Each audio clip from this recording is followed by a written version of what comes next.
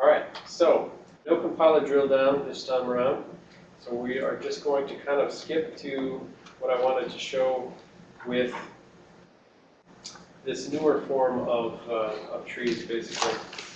So I would have told you about all these different types of trees. Like, so this is a simple tree that would have been parsed, and it would have said, you've got some register, and you're adding 4 to it. So here we've got the frame pointer, and so we're doing frame pointer plus 4. In x86, this would be like EBP plus 4. And so basically how someone trying to parse this sort of tree would go is they do kind of a depth first search. So they'd go to the left first, they'd go down to this entry, and they'd say, okay, I have this register entry. And so based on that, I'm going to spit out some particular assembly for my language. And so the point is the tree is supposed to be more of an abstract representation. And then from there, you spit out whatever's appropriate for your given assembly language, whether it's x86, ARM, PowerPC, whatever. And so you just say register frame pointer, okay? On x86, I'm going to push an EBP. And then you go up, and then you go down the other branch, and you say constant 4. Okay, I'm going to push this 4 onto the stack.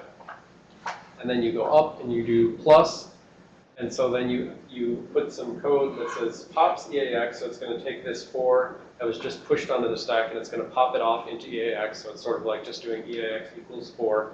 And then you're going to do add, and then square brackets ESP. This was in our Intel assembly syntax.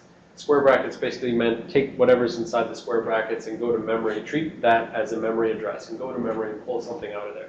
So we basically would be saying at ESP, this would be the value of EBP, which was pushed here. And so we're going to say at ESP, we're going to take and pull that out, add that to EAX, which is 4, put them together, and then we're going to store them back into ESP, the top of the stack. So again, as I said, I'm not assuming you know assembly for this class, so this is really more to show that there's some particular way that the compiler will parse this tree and spit out a expected assembly in order to always be able to handle this in a generic way. So you can make these trees as complicated as you want, but it's still just using the same sort of